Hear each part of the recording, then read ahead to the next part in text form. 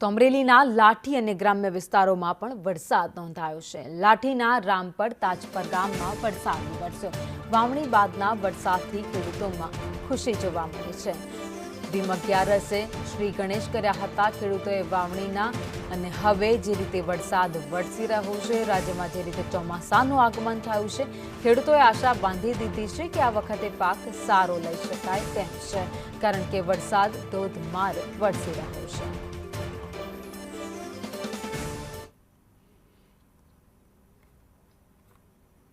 તો અમરેલી પંથકમાં ધીમી ધારે વરસાદ વરસ્યો છે। અમરેલીના લાઠી અને ગ્રામ્ય તમામ વિસ્તારો એવા હતા જ્યાં સવારે વાદળછાયું વાતાવરણ અને ત્યારબાદ વરસાદ વરસ્યો હતો।